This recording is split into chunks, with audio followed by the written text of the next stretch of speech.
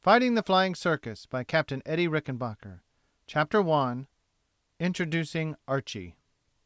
After days of schooling and nights of anticipation, I woke up one morning to find my dreams come true. Major Raoul Lufbery, the most famous of our American flyers, and the commanding officer of our group, announced that a flight would take off after breakfast for a look at the war across the German lines. He himself was to lead the flight. The patrol was to be over enemy territory in the Champagne sector. Who was to go? That was the thought in every pilot's mind as we all stood by in more or less unconcealed eagerness. None of us had as yet caught a glimpse of our future arenas. We all had vague ideas of the several kinds of surprises in store for us over Hun lines, and every one of us was keen to get into it. Major Lufbery looked us over without saying much. Luff was very quiet in manner and very droll when he wanted to be. He had seen almost 4 years of service with the French air service and in the Lafayette Escadrille, and had shot down 17 Hun aeroplanes before the American Air Service began active work at the front. Every one of us idolized Lufbery. "Rick," said the major casually, "you and Campbell be ready to leave at 8:15. I tried to appear nonchalant as I replied, "Yes, sir." Douglas Campbell put up a much better face than I did. The other boys crowded around and presented us with good advice, such as, "Look out for Archy, mind," and one thoughtful fellow kindly cautioned me to crash in our lines if the Huns got me, so that he could personally put a cross over my grave. That memorable morning was the 6th day of March, 1918. I had joined the Hat in the Ring squadron just 2 days before at Villeneuve. We were then some 20 miles behind the lines and were well installed on an old aerodrome that had been used previously by several French aero squadrons. This expedition was to be the first essay over the lines by a Made in America squadron. Sharp upon 8 o'clock I walked into the 94th Squadron hangar and called my mechanics. We were flying the French single-seater Nieuport with a rotary motor, and every machine was kept in the pink of condition at all times. Nevertheless, I wanted to make doubly sure that everything was right on this occasion, for Major Lufbery had a reputation for punctuality. "Henry," I demanded, "how is my number 1?" "Best machine in the shop, sir," the mechanic replied. "She's been all tuned up since you came in last night, and there's not a scratch on her." "There will be when you see her again," I muttered. "Run her out on the field and warm her up." I left the hangar and looked down the road for the major. Campbell was already in his flying clothes. I wanted to be ready on the exact minute, but not too soon. So I lit a cigarette and kept an eye on the major's door. All the boys came sauntering up, trying to look as though they were not half mad with envy over my chance to get my head blown off first. They wished me well, they said, but they would like to know what to do with my personal effects. When Major Lufbery entered the hangar, he found us ready for him. It takes about 10 seconds to step into your teddy bear suit, slip a flying helmet over your head, and snap on the glasses. Campbell and I climbed into our Nieuport. The major gave a few instructions to Lieutenant Campbell and then came over to me. I felt like a man in the chair when the dentist approaches. Of course, I listened politely to his parting words, but the only thing that appealed to me in his discourse was the order to stick close to him and keep formation. He did not have to repeat that order. Never before did I realize how seductively cold death beckons a pilot towards his first trip over enemy lines. Lufbery ran up his motor for a moment, then took off. Campbell followed upon his heels, and then I opened up my throttle. I cast a last, longing glance at the familiar flying field as I felt my tail go up. The wheels began to skim the ground, and with the wind in my teeth I pulled her up and headed after Campbell. What a devil of a hurry they were in! I knew I should never catch up with them. The beautiful ruins of Reims soon spread beneath my right wing. My machine was certainly not as fast as either Lufbery's or Campbell's. I continued to hang back far behind my formation. The lines of the enemy were approaching, and Lufbery, my only salvation as it appeared to me, was at least a mile ahead of me. I shall believe to my dying day that Major Lufbery knew my thoughts at that moment, for just as I felt that he had forgotten all about me, he suddenly made a virage and took up a position a few hundred feet from me, as much as to say, "Don't worry, my boy, I have an eye on you." Again and again this occurred. It was with great difficulty that I tried to perform the same maneuvers that Major Lufbery executed with such great ease.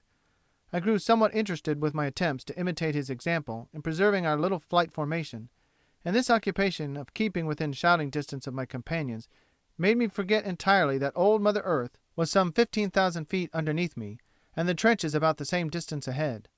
The bitter, numbing cold which always prevails at these high altitudes was, of course, by this time an old and familiar experience to me.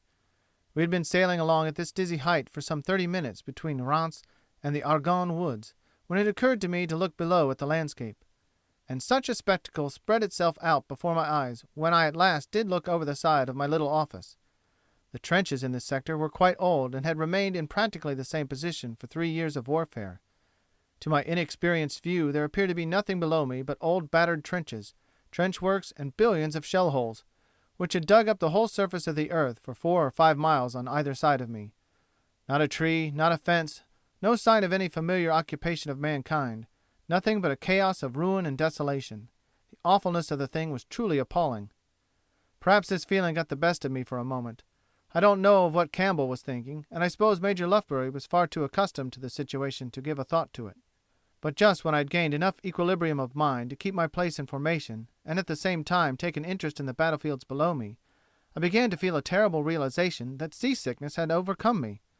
A stiff wind was blowing all this time, and no ship upon the high sea ever rolled and pitched more than my baby Newport did, this 15,000 feet above no man's land, while I was attempting to follow Major Lufbery's evolutions and maneuvers. I didn't want to confess even to myself that I could get sick in the air. This was what would be expected from a brand new aviator on his first trip over the lines. It would be wonderfully amusing to Lufbery and the rest of the boys in the squadron when I got back to the field, if I ever did, to advise me to take along a bottle of medicine next time I tried to fly. I grew cold with the thought of it. Then I set my teeth and prayed that I might fight it off. I determined to look straight ahead and fly straight ahead, and to concentrate my whole mind on the task of sticking it out, no matter how I felt.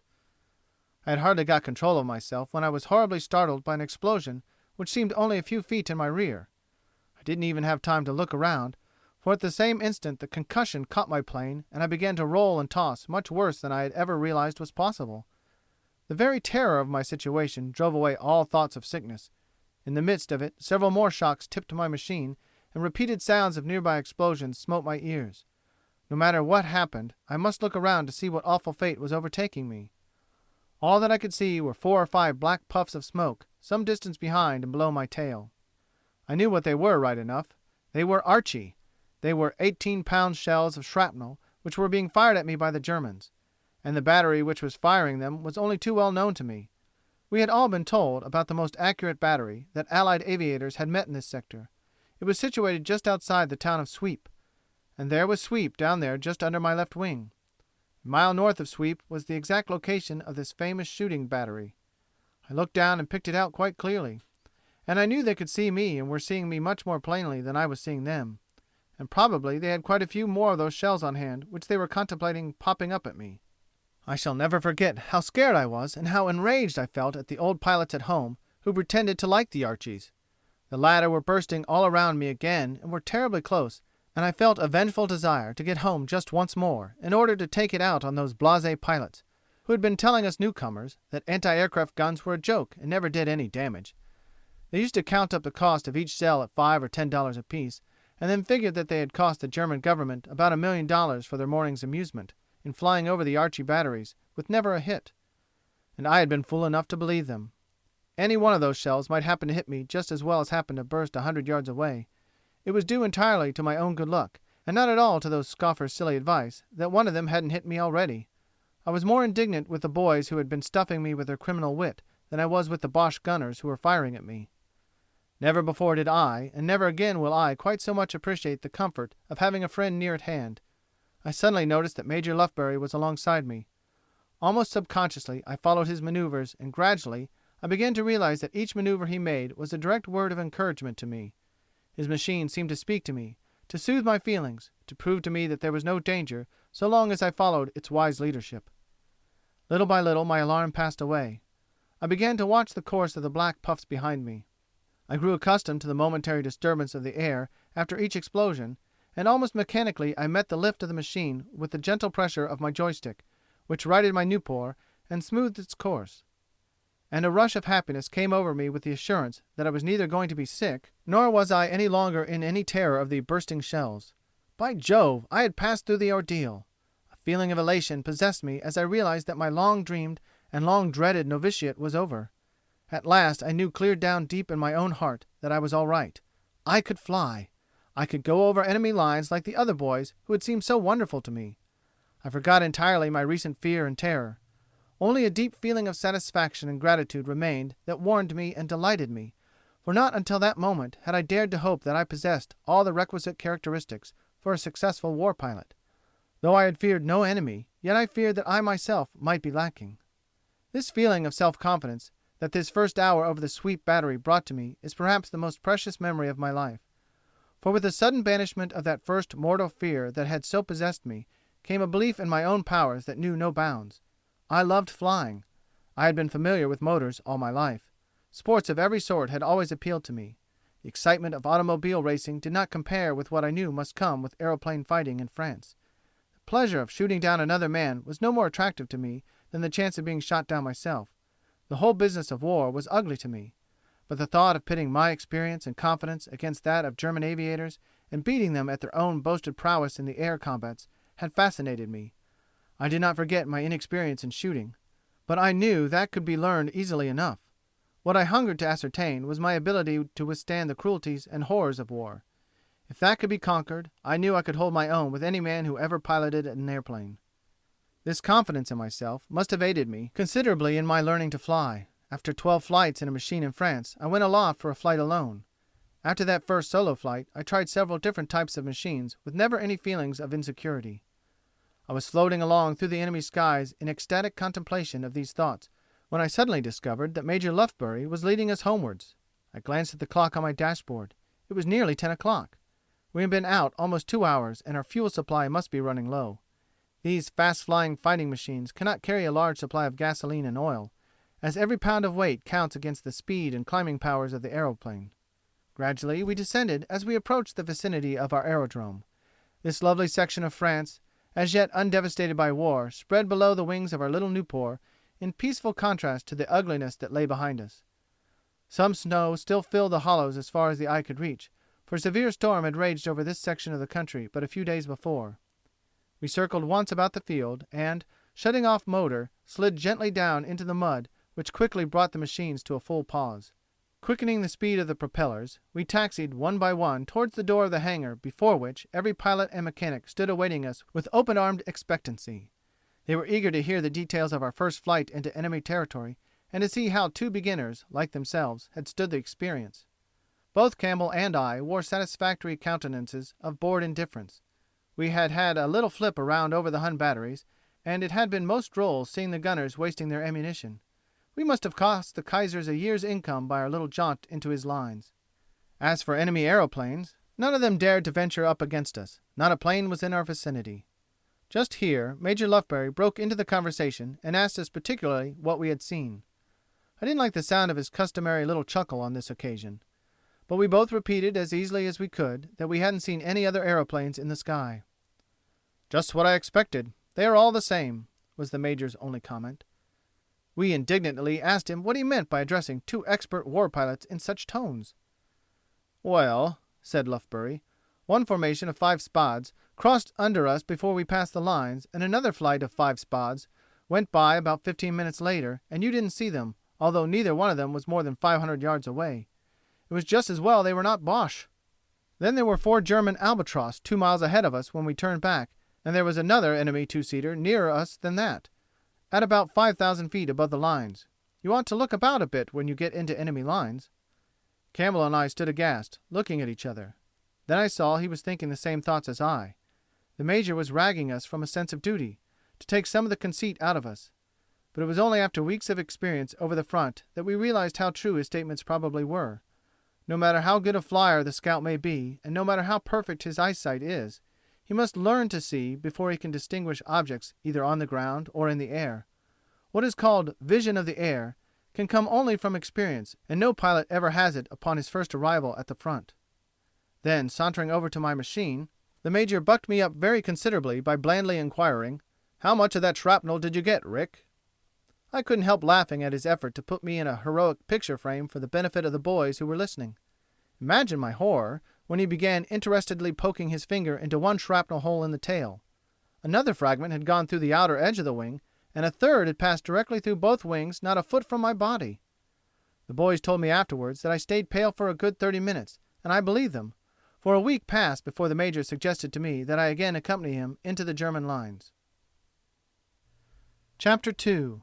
The Aerodrome. I often wondered whether the mothers and friends of our pilots formed a true conception, back home, of the surroundings and daily doings of their loved ones in France.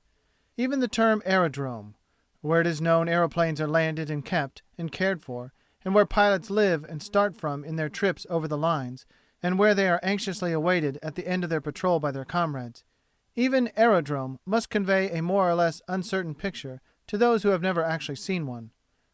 Picture in your minds a smooth field, covered with sod, and occupying a situation near a town or good highway. It is on a comparatively level ground, and it is square in shape, and each of the four sides is about half a mile in length. Such a field accommodates very nicely 4 squadrons of fighting machines, which means 80 or 90 aeroplanes and as many pilots. The road skirts one side of the square. Close to the road in each corner of the square are placed 2 large sheds or hangars to house the aeroplanes. Each hangar will hold comfortably 10 or 12 machines of the small type. There they will spend the night, and each machine is carefully inspected by the mechanics who belong to it. Each pilot has 3 mechanics who are responsible for his aeroplane, and it is seldom that any defect can escape their jealous attention. Around the edges of the field, then, these 8 or 10 large hangars stand facing inwards, with wide open doors through which the aeroplane can pass onto the ground.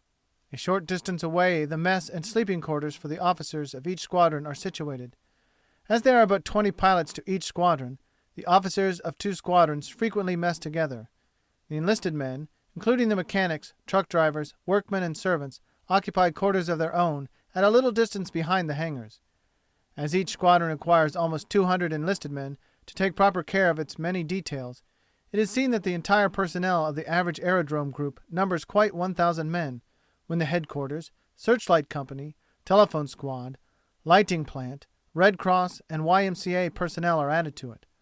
The anti-aircraft gunners who have charge of the defense of the aerodrome against enemy raids are not attached to the air service and are not properly part of the aerodrome membership. Such then is the rough arrangement of the pilot's aerodrome. From the sky an aerodrome can be seen many miles away by an experienced observer, and although every effort is made to camouflage hangars, huts, and aeroplanes, no flying fields can long be in use by either side before they are discovered by the enemy. We were but 3 weeks in the Villeneuve aerodrome, and during that time the weather was so severe that comparatively little flying was undertaken by the first of our American pilots who formed this unit. March 1918 had snowstorms, heavy rains, and high winds. Our aeroplanes were not of the best, and they had not yet been fully equipped. An amusing episode occurred in this connection, which seems funnier now than it did at the time. The French authorities very kindly made arrangements to help train the new pilots of our squadron in combat fighting over the lines. Accordingly, every day or two an experienced French airman would drop down upon our field and take away with him 2 of our inexperienced freshmen for a trip into Germany, just as Major Lufbery had taken Campbell and myself. Naturally, all of our pilots were anxious to go. After 2 weeks patrolling over enemy territory in this manner, you can imagine the consternation of these French flight leaders when they discovered that the American machines which had accompanied them carried no airplane guns. Our machine guns had not yet arrived. Fortunately, the Boche didn't know it, and no encounters had taken place. But the idea of this dummy fleet carrying on such a gigantic bluff over enemy lines was as comic to us as was the story of the wooden ships of the British Navy which had deterred the German fleet from leaving harbor. The Frenchmen, however, couldn't understand this sense of humor. It was at this period that we lost one of my dearest friends and a commander who was respected and loved by all the pilots. Captain James Miller had left family and home and a prosperous business in New York to serve his country over the battlefields of France. He was a light-hearted, lovable companion, but I had long ago discovered the stern, determined qualities of his character. He had often told me his greatest desire was to go into the skies and win a combat against an enemy aviator. The long delays in Paris irritated him, and his work in organizing the aviation school at Aerodrome for the training of American pilots did not satisfy him. He burned for an opportunity to get over the lines in a fighting plane. I found Captain Miller at the Villeneuve Aerodrome when I arrived there on March 4, 1918. He had command of the fighting squadron adjoining mine, the 95th. But he had no machines and no equipment, and apparently he was as remote from air combats there as he had been in Paris. Still dominated with the one idea of getting into a fight with the enemy, it was especially difficult for him to be patient.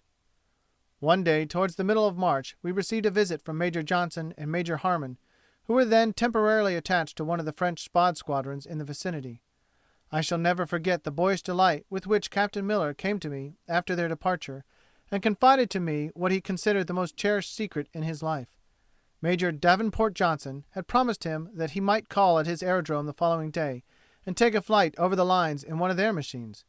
He was ecstatically happy over the prospect. I never saw him again. The following evening we were notified through military channels that Captain James Miller was missing. Not until several days later did I learn the details of his disappearance. Then I learned that Major Johnson himself had accompanied Miller on his first flight, and that they had passed over Reims and proceeded towards the Argonne forest, the very same patrol on which Lufbery had taken me but a few days before. 2 squadrons of enemy machines were discovered some distance within the enemy lines, and Miller, not observing them, flew in and was attacked. The enemy airplanes were 2-seaters, carrying machine guns in front and behind. Major Johnson did not warn Miller, but returned to his field and landed, stating that his guns had jammed. Captain Miller was never seen again. A month later a German official report reached us that Captain James Miller of the American Air Service had been wounded in combat and had fallen within German territory, where he died a few hours later. Poor Jim! He was the first and most sorrowful loss that had come to our new group. Then it was I learned that I must not permit myself to cherish friendships with my pilot comrades so intimately that their going would upset the work I had to do. For every aviator's day's work included the same risks that had cost Jim Miller his life. If one permitted constant anxiety for friends to weigh down one's spirits, one could not long continue work at the front. These days of March 1918 were trying ones for our allies in the British and French armies. It was known that the enemy was preparing for a conclusive and tremendous push within a few days, with which to gain the Channel ports against the British, before the troops from the United States could be in position to aid them. The Germans knew better than our own countrymen at home knew just how difficult would be our preparations for a really important force of aeroplanes. They had seen the spring months pass, and instead of viewing with alarm the huge fleet of 20,000 aeroplanes sweeping the skies clear of German Fokkers, they had complacently witnessed the Fokkers occupying the air back of our lines whenever they desired it, with never an American plane to oppose them. On March 21st, 1918, the great German attack was launched against the British in the north. We had heard serious rumors about the numbers of prisoners captured by the Huns and the rapid advances they were making in each push. Our aerodrome at Villeneuve was at the time but 18 miles from the lines. In clear weather we could distinctly see our line of observation balloons, which stretched along the front between us and the lines. The booming of guns sounded continuously in our ears. On March 30th we were ordered to move our squadrons to another aerodrome farther away from the front. We went to Épiée that day, where we found ourselves about 30 miles from the lines and still with no machines with which we might hope to stem the alarming advance of the enemy. Here at Épiée the 94th Squadron was joined by Captain James Norman Hall, the author of Kitchener's Mob and High Adventure. Also Captain David Mackay Peterson of Honesdale, Pennsylvania. Both of them were experienced pilots who had become celebrated for their air work in the Escadrille Lafayette, and who did much to enhearten us and instruct us during this forlorn period. We had all heard of these boys and idolized them before we had seen them. I cannot adequately describe the inspiration we all received from the coming of these 2 veteran air fighters to our camp. A day or two after we had settled down in our new aerodrome, we heard the buzzing of an approaching machine. All hands rushed out to see what it meant. A Nieuport bearing American colors assured us it was a friend and probably another member of our squadron, since he was preparing to land on our field. He shut off his motor and glided down until his wheels skimmed the ground. The next instant her nose struck the mud, and in a twinkling the machine had somersaulted over on her back and slid along towards us tail foremost. We walked out to the wreck to secure the remains of the raw pilot, who hadn't learned yet how to land a machine, and some of us made rather caustic comments about the authorities sending us such unsophisticated aviators. Imagine our stupefaction when we discovered the grinning face of Captain Hall himself looking at us upside down. Fortunately he wasn't hurt in the slightest, and I think he would be glad if he could know how much good it did all of us young pilots to discover that even the best airman can sometimes come a cropper. Captain Hall climbed out of his wreckage, and coming over to me, told me that there was another machine still at our old aerodrome which must be flown over. I was directed to get a motor car and drive back to Villeneuve, and, after making certain that everything was in order with the Nieuport, fly home with it on the morrow. I accordingly got myself ready and set out. It was late at night when we started. Shortly before midnight we entered a small village just south of Chalons, on the Marne River. Suddenly we noticed people running excitedly about the streets, and as they came under the glare of my headlights I saw they were absolutely stricken with terror. I stopped the car as an old man came running up to me and asked him what was the trouble. "The Boche are overhead," was his reply, pointing upwards into the night. "Please, monsieur, put out the lights of your car." I snapped out the headlights and stood there for a moment watching those poor people scurrying about for shelter. Old women whose backs were bent with age and toil were running helter-skelter through the streets for the open country, small children clinging to their skirts. They did not know where they were going, and many of them ran into each other as they crossed to and fro. Their one idea was to get away from their beds, where they imagined the bombs from the Hun airplanes would be certain to find them. In truth, that would have been the safest place for them to remain. We proceeded through the village, and a moment later came to a rise in the ground from which we could see the anti-aircraft shells bursting above the city of Chalons, a few miles ahead of us. Many sweeping searchlights were searching the heavens with yellow fingers, itching to grasp the path where our enemy planes were pursuing their way. For almost an hour we stood on this hill and regarded the spectacle with the same critical interest we had often experienced in watching an opera. Then suddenly the lights were extinguished, and the booming of exploding shells ceased. We regretfully climbed back into our car and continued on our way. The show was over. It took us an hour to wake up the landlady in the best hotel in Chalons that night.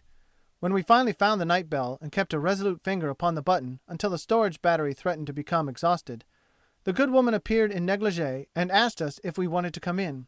She apologized most heartily when she discovered we were not Germans, but Americans.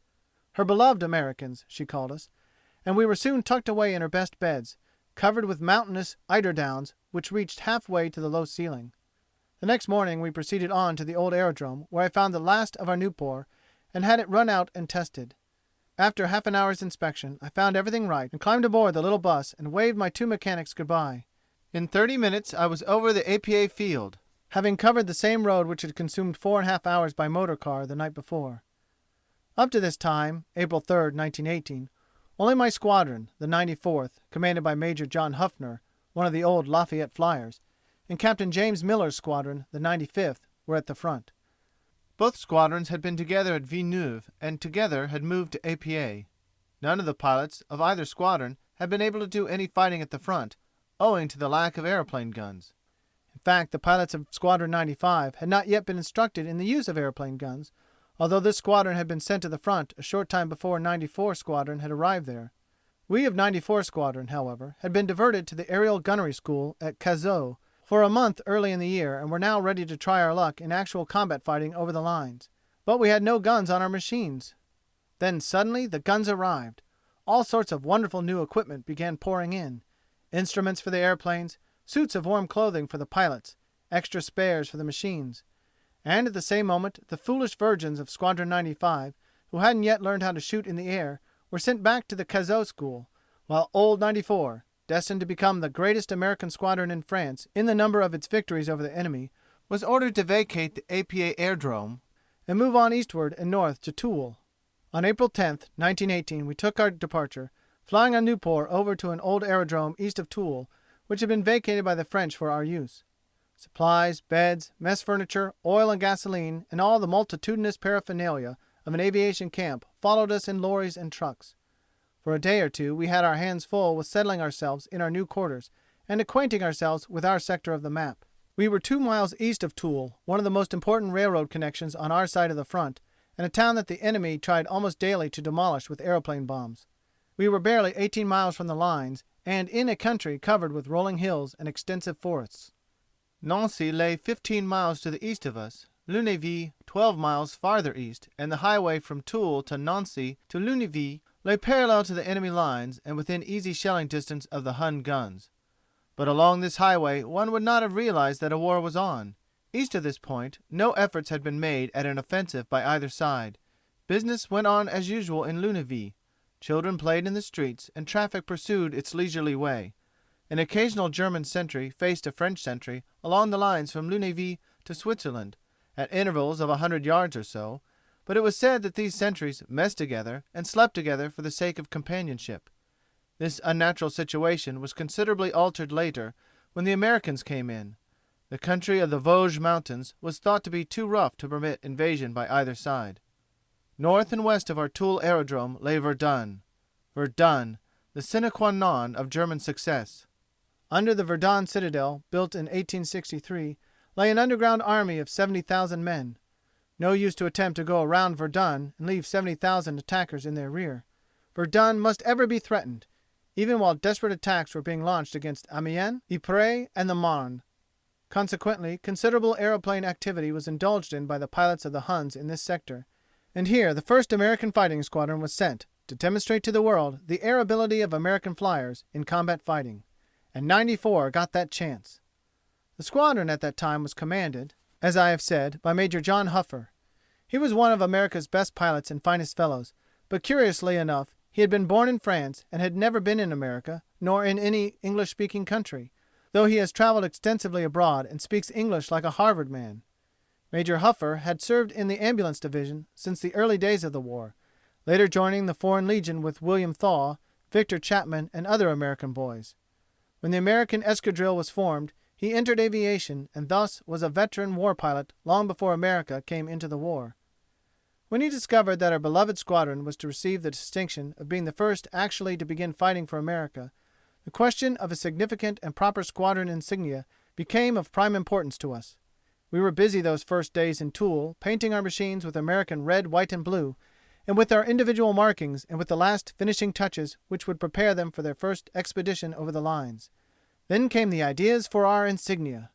Major Huffer suggested Uncle Sam's stovepipe hat, with the stars and stripes for a hatband. And our post surgeon, Lieutenant Walters of Pittsburgh, Pennsylvania, raised a cheer by his inspiration of the hat in the ring. It was immediately adopted, and the next day designs and drawings were made by Lieutenant John Wentworth of Chicago, which soon culminated in the adoption of the bold challenge painted on the sides of our fighting machines, which several scores of enemy airmen have since been unfortunate enough to dispute. Toul then saw the launching of America's first fighting squadron, and it was from this aerodrome that I won my first 5 victories in the following 30 days. Chapter 3. Our First Sorties.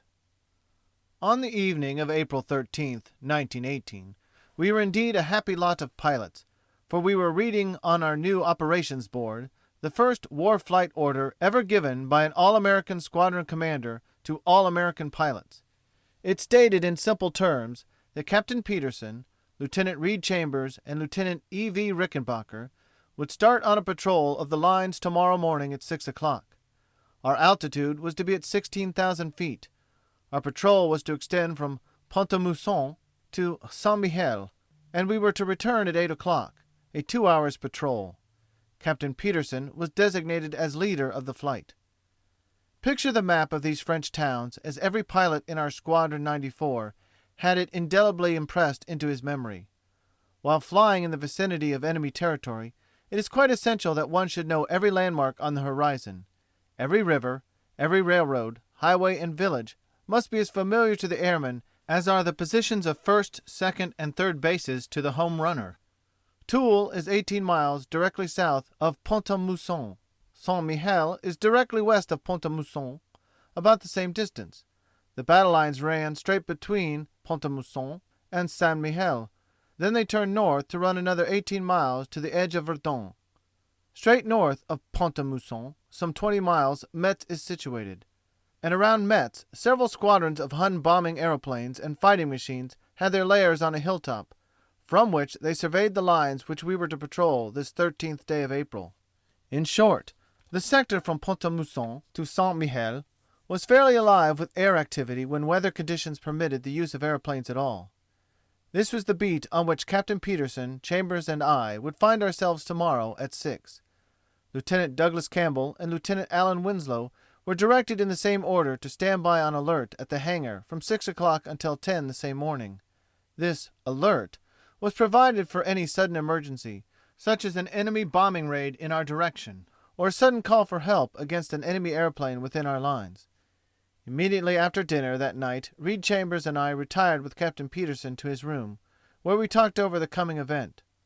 The captain gave us some curt directions about the precautions we should take in case of an attack, instructed me particularly that I was to lead the flight if anything happened to him or his motor, and under these circumstances I was to continue our patrol until the time was up. Then he summoned an orderly and gave orders to call all 5 of us at 5 a.m. Advising Reed and me to sleep tight and try not to dream about Fokker airplanes, off he went to bed. We knew very well what we would dream about. Try as I might, I could not get to sleep that night for hours. I thought over everything I had ever read or heard about aeroplane fighting. I imagined the enemies coming at me from every direction. I pictured to myself the various ways I would circumvent them and finally bring them tumbling down to their final crash. At last I dropped off to sleep and continued dreaming the same maneuvers. Just as I was shooting down the last of a good-sized number, the orderly punched my elbow and woke me up. It was 5 o'clock. A wonderful morning greeted us, and the 5 of us had a merry breakfast. We advised Campbell and Winslow to keep a sharp lookout above the aerodrome that morning, for we intended to stir up the Boche, and undoubtedly there would be droves of them coming over our field for revenge. But upon reaching the field after breakfast, we found that the atmosphere was bad and the mist so heavy that the ground was completely hidden a short distance away. Captain Peterson sent Chambers and myself up to reconnoiter at 1,500 feet. Away we went. After circling the field 2 or 3 times, we noticed Captain Peterson take off and climb up to join us. We continued climbing, and just about the time we had attained the frigid altitude, 16,000 feet, I noticed the captain's machine gliding back to the field. Ah, thought I, motor trouble, and he told me last night to carry on in case he dropped out. It is my show now. Come ahead, Chambers. Unsophisticated as I was, I did not know the danger into which I was leading my companion, and as Chambers knew less about the country than I did, he readily followed my lead, and away we flew. We picked up the valley of the Moselle River, and we proceeded blandly upon our way, and would probably have kept on to the Rhine, but for a sudden bark under the tail of Chambers' machine, which announced that we were discovered over German guns. I had been shot up by Archy before, and now gloried in the utter contempt I felt for him. But this was Reed's first experience with German anti-aircraft artillery, and, as he admitted later, he thought it was all over with him. He sheered in so close to me that we nearly collided. Gradually we maneuvered out of the zone of fire, and eventually became so disdainful of the shell bursts that we proceeded grandly on our way without paying any attention to them. I located Pont-à-Mousson, and from there set our course for Saint-Mihiel. 4 times we made the round trip between these 2 towns amid intermittent Archy fire, but without seeing any airplanes in the sky. Then I decided we must turn towards home if we were to close our first patrol at the designated time. To my horror, I discovered the whole landscape to the south of us was covered with a dense covering of fog. The whole area was covered, and under the blanket, somewhere in France, was the field upon which we were supposed to land. Land we must in a short half hour, for our fuel would be consumed and we would drop that instant. I began to realize then why Captain Peterson had gone back to the field, and I felt cold chills run down my spine as I contemplated the various kinds of mishaps that were in store for Reed and me. There was nothing for it but a dive through the thick fog clouds. I stuck down my nose, entered them, and lost Chambers immediately, and only hoped that he had not come in directly behind me. I flew by compass, all the while watching the needle drop down the altimeter. Cautiously I flattened out at 1,000 feet, for there are high hills in this sector, and some tall trees might show up ahead of me at any instant. Again I put down her nose and crept nearer the earth. At last I saw something below me and immediately zoomed up into the mist again. The nervousness of that foggy ride homewards I shall never forget. By the sheerest good luck I caught a brief glimpse of a Y and a railroad tunnel that somehow seemed familiar to me. I circled back and got another view of it. Imagine my joy when I discovered it was a landmark near Commercy, that I had flown over just once before when coming from Épied to Toul. I put about, and flying only 100 feet above ground, continued straight into Toul, from which location I easily found the flying field and landed quite perfectly. Captain Peterson came up to me and informed me that I was a bloody fool for flying off in a fog, which I knew was a fact and cheerfully admitted. Then I asked about Reed Chambers and felt a return of all my previous fear when I learned they had heard nothing from him. With a heavy heart I got out of my flying clothes and walked over to headquarters to make my report.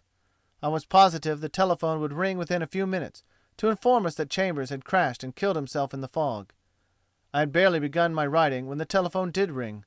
I stood quivering in my shoes while the operations officer answered the call. Then he shouted, "Quick! 2 Boche airplanes are reported over Fougue. Send in an alert." But at the same instant we heard 2 of our machines taking off the field.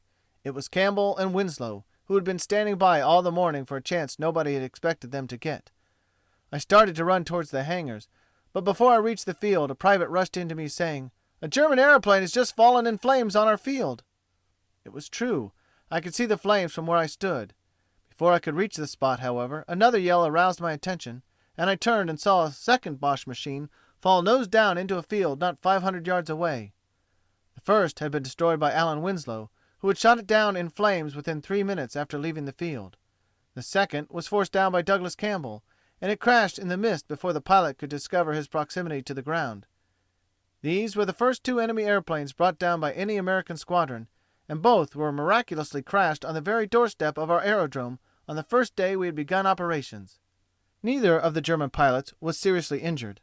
Upon our questioning them as to how they happened to be about in such weather, they informed us that they had been summoned to go up to attack 2 patrolling machines that were being archied between Pont-à-Mousson and Saint-Mihiel. They had followed Chambers and me until they lost us in the fog. Then they tried to find their own way home to their aerodrome near Metz. They discovered our field and came down low, thinking it might be their own, when Winslow and Campbell flew up and attacked them at about 500 feet above the ground.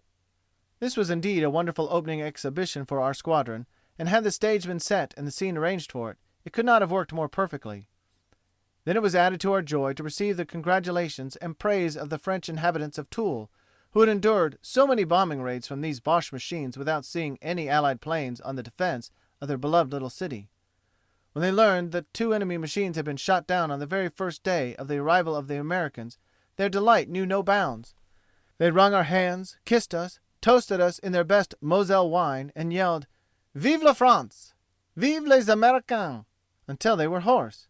We each took a souvenir from the German machines, which were to be the first of our long series of descendus, and the remains of the captured prizes we rolled into Toul, where they remained upon exhibition in the city square until the last vestiges of them disappeared.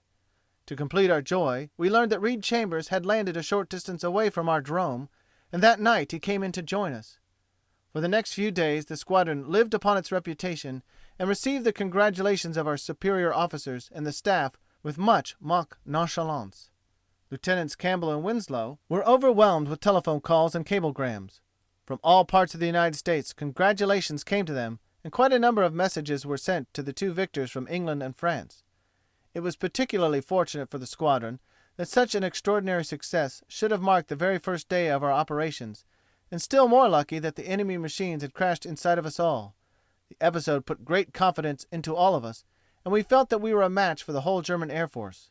The date of this first American victory was April 14th, 1918. For several days following, bad weather kept us idle on the ground, but on April 18th an alert was sounded informing us that an enemy plane was seen over Pont-à-Mousson. Reed Chambers and I applied for the job of landing this fellow, and after obtaining permission, we jumped into our machines, which were warmed up and ready, and off we started. I was determined to bring down the next victim for our squadron, and had it all planned out in my mind just how it was to be done. It was a thick day, and the clouds hung about 3,000 feet above ground. We plunged boldly into them and flew straight on. Finally we got above the clouds and began circling about in wide sweeps, looking everywhere for the bold German. After 30 minutes or more of desperate searching, I decided to drop back below the clouds and see where we really were. Certainly there were no Boche in this sector after all. In 10 minutes I was below the clouds and skimming along the landscape with an eye out for landmarks. Suddenly I discovered a large city ahead which looked strangely like Nancy, except that it was in exactly the wrong direction. I drew nearer and couldn't believe my eyes when a closer scrutiny proved it was true. I had been trusting to my boasted sense of direction all during this flight and had not even consulted my compass. Consequently, I had turned completely around and had led Chambers in exactly the opposite direction from the spot where the Boche was waiting for us. We had not been within 10 miles of the lines the whole morning. In great disgust, I led the way homewards. Landing my machine, I went over to the office and put in a very brief report to the effect that there were no enemy machines to be seen in our patrol. Quite true as far as I went, but I could not bring myself to state just why there were no Boche that morning. But I learned a very valuable lesson that day, and have never had cause to regret the short discomfiture it gave me. That same day a hospital unit moved into Toul and settled within a mile of our aerodrome. The nurses were all American girls, and several of us had the good fortune to meet a party of them as we were taking a walk into Toul. After seeing only the coarsest and oldest sorts of French peasant women for so many months, we thought we had never seen anything so beautiful as these first American girls at Toul. We gave them a grand greeting, and as a recompense all of us were invited to come over for a dance at their mess. In fact, all the boys in our squadrons were invited to come, and we were instructed to give them the message. Having discovered this gold mine ourselves, however, we all mutually and instantly decided we should do nothing of the kind. We walked on into town, each man thinking of the girl he would ask for a dance, and what a scoop we would have on the other fellows who would stay at home playing cards at camp. However, when the time came, we couldn't keep it to ourselves. We took the whole crowd and introduced them to the girls, and were immediately sorry we had done so. But on the whole, the presence of these girls from back home so near to our field was the second best thing that had happened to us since the war. General Liger, Commandant of the 1st Army Corps, and Colonel William Mitchell, commanding the air service, came over to see our group the next day. I was sent up to do some stunting for their entertainment, and upon landing to receive their compliments, found that I had broken a part of my motor. This little catastrophe put me out of the trench strafing party which our squadron carried out at 4 o'clock that afternoon on the enemy lines just north of Chypre. It was a wonderful success, and all the boys came home overjoyed with the scurrying troops on the ground that had been thrown into great confusion by the attack of the aeroplanes. This ground strafing is probably the most exciting sport in aviation, and one that is attended with comparatively little danger to the pilot. The aeroplanes swoop down so swiftly and are so terrifying in the roar of their engines and the streams of bullets issuing forth from 2 rapid-fire guns that an ordinary soldier always looks for a hole rather than for any weapon of defense. The machine passes overhead so quickly that I imagine no gun can begin to be aimed until we are gone. Only when a steady barrage fire is going up and a pilot happens to pass through its very path does he get injured while upon this work. I have frequently dived down upon a highway filled with marching Germans and put them to flight with one swoop. If they ever fired at me I never knew it, and never have seen any evidence of a hit through my wings. All these little details seemed very important to me at the time, for it must be remembered that every pilot in our group was fearfully inexperienced and overawed by the mysteries in store for him in the future. War to us was very much of a plunge into an unknown planet. We knew something of the wiles of the enemy, and were familiar enough with the dangers that every pilot was so fond of describing. But there remained always that unknown fear of a new menace. Ever constant was the impression that luck might for an instant desert us, and that instant would end the war for us. We often wondered just what new danger would be thwarted by pure luck each time we went out for a patrol into enemy territory. So it was that each experience that came to me in those first days of war flying made a great impression on my mind. I grew more confident each day. Many doubts were removed, more disdain for the enemy came to me, and a growing certainty gradually possessed me that I had fathomed all the possibilities that could threaten me and my aeroplane when over the lines of the enemy. I had always tried to remember every incident that happened, so that in the future I might take advantage of familiar circumstances. I was standing by on the aerodrome on April 23rd when about noon we received a warning by telephone that an enemy aeroplane had just been sighted between Saint-Mihiel and Pont-à-Mousson, flying from west to east. Major Huffer sent me word to get off immediately and find the Boche. No one else was ready, so I set off alone. I took off the field, and pulling up her nose, I lifted my little Nieuport straight upwards as steeply as she would climb as I set a direct course for Pont-à-Mousson. The day had been rainy and cloudy, and it had been several days since there had been any activity in the air. In 5 minutes I picked up the river and the little city of Pont-à-Mousson crowded along its bank. I was some 8,000 feet up. The French now held Pont-à-Mousson. Enemy artillery had been doing considerable damage to the bridge and buildings, and this now disclosed itself to my eyes. Many roofs were torn off, and the whole town was badly knocked about. I took my eyes away from the ground and began to search the skies for a moving speck. A sudden palpitation of my heart indicated that I did see a speck. On the very first glance I shot into Germany. There, at about my own altitude, was the wasp-like edge of an airplane coming directly towards me. I began to shiver lest he had seen me first while I was joy-riding over Pont-à-Mousson, and had thus had time to form a plot of his own before I had formulated any of mine.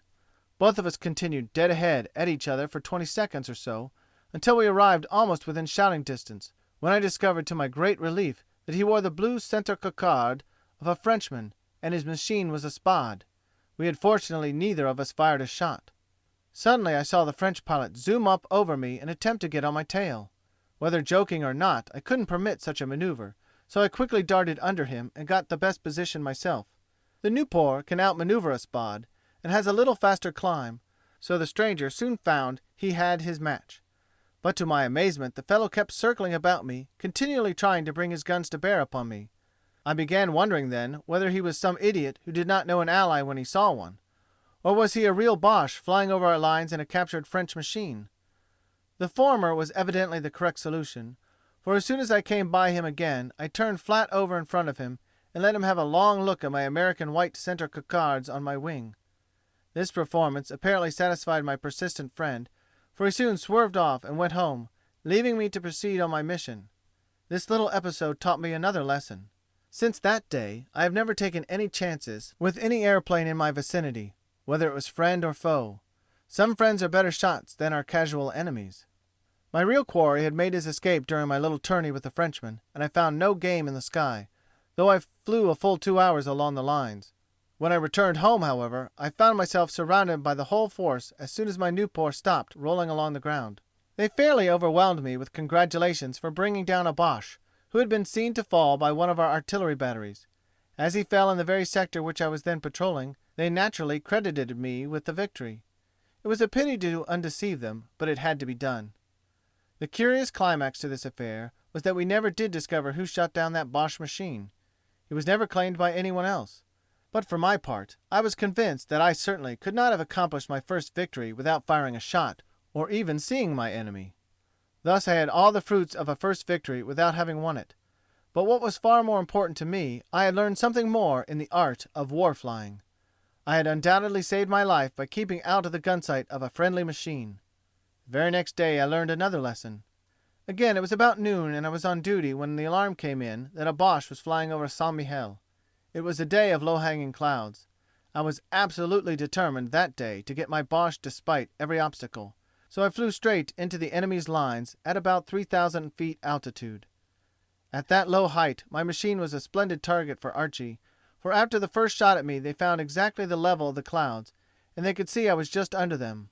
Consequently, I knew I was in for a warm time with the shell burst, and I did some extraordinary dodging across 2 or 3 of their batteries. I passed just north of St. Mihiel, and within a minute after the Archy began firing at me, I sighted an enemy plane just ahead. I was coming in upon him from the rear, for I had decided it would be a brilliant idea to cross the lines halfway to Verdun and catch the Boche from a quarter that might be unsuspected. It had worked perfectly, though I couldn't understand why he had been so blind as to let the black bursts of shell fire around me pass unnoticed. But still he sat there, with apparently no intention of trying to get away. I began to get nervous with the idea that this was almost too much of a good thing. Was he really a Boche? As this was in reality the first German machine I had ever seen in the air, and I had judged his status from the shape of his wings and fuselage, I thought perhaps I'd better actually take a look at his markings before firing, and see that he really had a black cross painted on his machine. So I dropped my finger from the trigger of my gun and dived a little closer. Yes, he was a Boche, but instead of having a black cross, he wore a black cocarde. It was a black cocarde with a white center. This must be something new, as no such markings had ever been reported at our headquarters. However, he was no friend of mine, and I would now proceed to down him. Why did he linger so complacently about my guns? Suddenly I remembered the oft-repeated instructions of Major Lufbery about attacking enemy observation machines. Always remember, it may be a trap. I hurriedly looked over my shoulder, and just in time. There, coming out of a cloud over my head, was a beautiful black albatross fighting machine that had been hiding about, waiting for me to walk into his trap. I gave one pull to my joystick and zoomed straight upwards on my tail without giving a second thought to my easy victim below me. To my delight, I found that I could not only outclimb my adversary, but I could outmaneuver him while doing so. I got above him after a few seconds, and was again pressing my triggers to fire my first shots in the Great War, when it again occurred to me that I had better look again and see that nobody else was sitting farther upstairs watching this little party with a view of joining in while my attention was diverted. I shot a sudden glance over my shoulder. Instantly I forgot all about bringing down Boche airplanes and felt overwhelmed with one immense desire to get home as quickly as possible.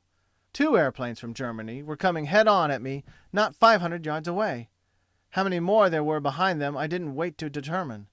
I was convinced that my inexperience and stupidity had led me into a stupendous plot against my person, and I was in for a race for my life. On that homeward trip I experienced a great variety of feelings. I had been led to believe that German planes were not very good, and that we could fly away from them whenever we wanted to. As I looked back over my shoulder and ascertained that they were gaining upon me in spite of every maneuver that I tried, I felt a queer sort of admiration for their misjudged flying ability, mingled with an unspeakable contempt for the judgment of my instructors, who had claimed to know all about German airplanes. I climbed, dived, tailspun, circled, and stalled.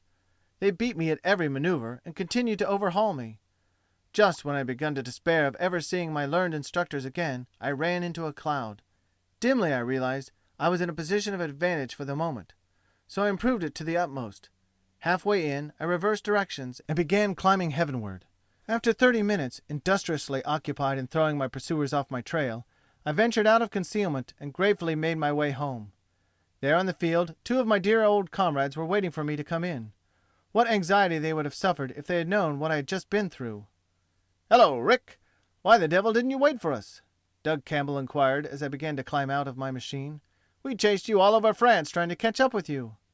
"Where did you go, Eddie, after we lost you in those clouds?" demanded Charlie Chapman, looking at me interestedly as he leaned against my suspended leg. "We've been home almost half an hour." Here it seemed were the 2 pilots, American instead of Boche, who had been chasing me. I thought very intently for a quarter of a second. Then I pushed Chapman away and descended from my machine. "I thought I remembered seeing a Boche back in Germany and went back to make sure," I replied easily. "But I guess I was mistaken." Chapter 4. Downing My First Hun. It will be noticed that my preparation for combat fighting in the air was a gradual one. As I look back upon it now, it seems that I had the rare good fortune to experience almost every variety of danger that can beset the war pilot before I ever fired a shot at an enemy from an airplane. This good fortune is rare, it appears to me. Many a better man than myself has leaped into his stride and begun accumulating victories from his very first flight over the lines. It was a brilliant start for him, and his successes brought him instant renown. But he had been living on the cream at the start, and was unused to the skim milk of aviation. One day the cream gave out, and the first dose of skim milk terminated his career. So despite the weeks and weeks of disappointment that attended my early fighting career, I appreciated even then the enormous benefit that I would reap later from these experiences. I can now most solemnly affirm that had I won my first victory during my first trips over the lines, I believe I would never have survived a dozen combats. Every disappointment that came to me brought with it an enduring lesson that repaid me eventually tenfold. If any one of my antagonists had been through the same school of disappointments that had so annoyed me, it is probable that he, instead of me, would now be telling his friends back home about his series of victories over the enemy. April in France is much like April anywhere else. Rains and cloudy weather appear suddenly out of a clear sky, and flying becomes out of the question or very precarious at best. On the 29th of April, 1918, we rose at 6 o'clock and stuck our heads out of doors as usual for a hasty survey of a dismal sky. For the past 3 or 4 days it had rained steadily. No patrols had gone out from our aerodrome. If they had gone, they would not have found any enemy aircraft about, for none had been sighted from the lines along our sector. About noon the sun suddenly broke through and our hopes began to rise. I was slated for a patrol that afternoon, and from 3 o'clock on I waited at the hangars watching the steadily clearing sky. Captain Hall and I were to stand on alert until 6 o'clock that night at the aerodrome. Precisely at 5 o'clock, Captain Hall received a telephone call from the French headquarters at Beaumont, stating that an enemy 2-seater machine had just crossed our lines and was flying south over their heads. Captain Hall and I had been walking about the field with our flying clothes on, and our machines were standing side by side with their noses pointed into the wind. Within the minute we had jumped into our seats and our mechanics were twirling the propellers. Just then the telephone sergeant came running out to us and told Captain Hall to hold his flight until the major was ready. He was to accompany us and would be on the field in 2 minutes. While the sergeant was delivering the message, I was scanning the northern heavens, and there I suddenly picked up a tiny speck against the clouds above the Forêt de la Reine, which I was convinced must be the enemy plane we were after. The major was not yet in sight. Our motors were smoothly turning over, and everything was ready. Pointing out the distant speck to Jimmy Hall, I begged him to give the word to go before we lost sight of our easy victim. If we waited for the major, we might be too late. To my great joy, Captain Hall acquiesced, and immediately ordered the boys to pull away the blocks from our wheels. His motor roared as he opened up his throttle, and in a twinkling, both our machines were running rapidly over the surface of the field. Almost side by side we arose, and climbing swiftly, soared away in a straight line after our distant Boche. In 5 minutes we were above our observation balloon line, which stretches along some 2 miles or so behind the front. I was on Jimmy's right wing, and off to my right, in the direction of Pont-à-Mousson, I could still distinguish our unsuspecting quarry.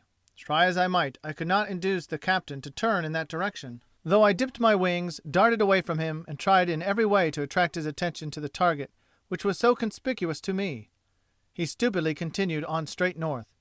I determined to sever relations with him and take on the Boche alone, since he evidently was generous enough to give me a clear field. Accordingly, I swerved swiftly away from Captain Hall, and within 5 minutes overhauled the enemy and adroitly maneuvered myself into an ideal position just under his sheltering tail. It was a large 3-seater machine, and a brace of guns poked their noses out to the rear over my head. With fingers closing on my triggers, I prepared for a dash upwards and quickly pulled back on my stick. Up I zoomed until my sights began to travel along the length of the fuselage overhead. Suddenly they rested on a curiously familiar-looking device. It was the French circular cocarde painted brightly under each wing. Up to this time I had not even thought of looking for its nationality, so certain had I been that this must be the Boche machine that had been sighted by the French headquarters. Completely disgusted with myself, I viraged abruptly away from my latest blunder, finding some little satisfaction in witnessing the startled surprise of the 3 Frenchmen aboard the craft, who had not become aware of my proximity until they saw me flash past them. At any rate, I stalked them successfully, and might have easily downed them if they had been Boche. But as it was, it would be a trifle difficult to face Jimmy Hall again and explain to him why I had left him alone to get myself 5 miles away under the tail of a perfectly harmless ally 3-seater. I looked about to discover Jimmy's whereabouts. There he was, cavorting about the midst of a thick barrage of black shell bursts across the German lines. He was halfway to Saint-Mihiel and a mile or two inside Hun territory. Evidently he was waiting for me to discover my mistake and then overtake him, for he was having a delightful time with the Archy gunners, doing loops, barrels, side slips, and spins immediately over their heads to show them his contempt for them, while he waited for his comrade. Finally he came out of the Archy area with a long, graceful dive, and swinging up alongside my machine, he wiggled his wings as though he were laughing at me, and then suddenly he set a course back towards Pont-à-Mousson. Whether or not he knew all along that a German craft was in that region I could not tell, but when he began to change his direction and curve up into the sun, I followed close behind him, knowing that there was a good reason for this maneuver. I looked earnestly about me in every direction. Yes, there was a scout coming towards us from north of Pont-à-Mousson. It was about at our altitude.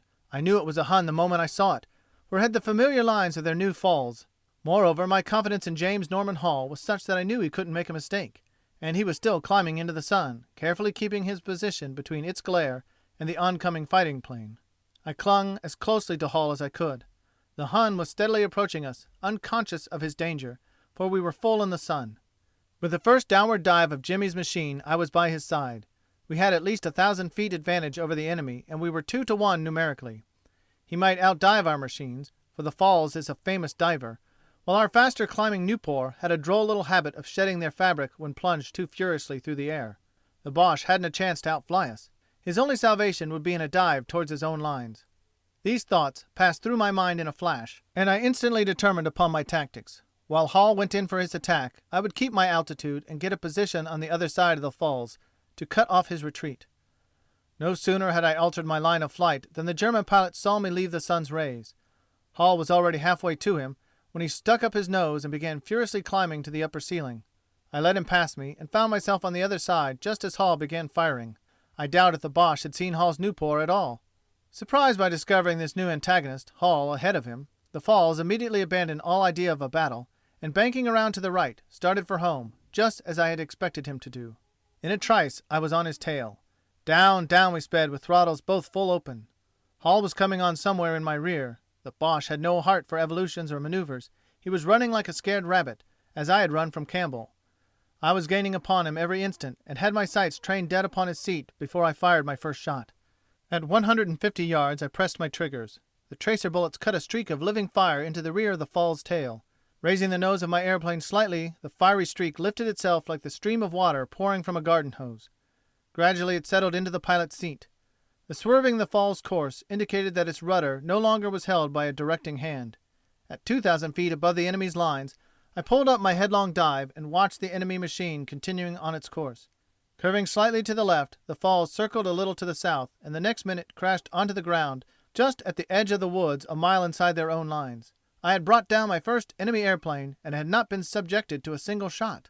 Hall was immediately beside me. He was evidently as pleased as I was over our success, for he danced his machine about in incredible maneuvers. And then I realized that old friend Archy was back on the job. We were not 2 miles away from the German anti-aircraft batteries, and they put up a furious bombardment of shrapnel all about us. I was quite ready to call it a day and go home, but Captain Hall deliberately returned to the barrage and entered it with me at his heels. Machine guns and rifle fire from the trenches greeted us, and I do not mind admitting that I got out quickly the way I came in, without any unnecessary delay. But Hall continued to do stunts over their heads for 10 minutes, surpassing all the acrobatics that the enraged Boche had ever seen even over their own peaceful aerodromes. Jimmy exhausted his spirits at about the time the Huns exhausted all their available ammunition, and we started blithely for home. Swooping down to our field side by side, we made a quick landing and taxied our victorious machines up to the hangars. Then jumping out we ran to each other, extending glad hands for our first exchange of congratulations. And then we noticed that the squadron pilots and mechanics were streaming across the aerodrome towards us from all directions. They had heard the news while we were still dodging shrapnel, and were hastening out to welcome our return. The French had telephoned in a confirmation of my first victory before I had had time to reach home. Not a single bullet hole had punctured any part of my machine. There is a peculiar gratification in receiving the congratulations from one squadron for a victory in the air.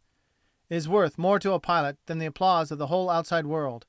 It means that one has won the confidence of men who share the misgivings, the aspirations, the trials, and the dangers of airplane fighting. And with each victory comes a renewal and re-cementing of ties that bind together these brothers in arms. No closer fraternity exists in the world than that of the air fighters in this great war, and I have yet to find one single individual who has attained conspicuous success in bringing down enemy airplanes who can be said to be spoiled either by his successes or by the generous congratulations of his comrades.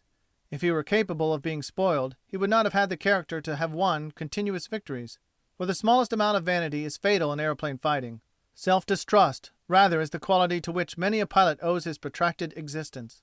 It was with a very humble gratitude, then, that I received the warm congratulations of Lufbery, whom I had always revered for his 17 victories, of Doug Campbell and Alan Winslow, who had brought down the first machines that were credited to the American squadrons, and of many others of 94 Squadron, who had seen far more service in the battle areas than had I. I was glad to be at last included in the proud roll of victors of this squadron.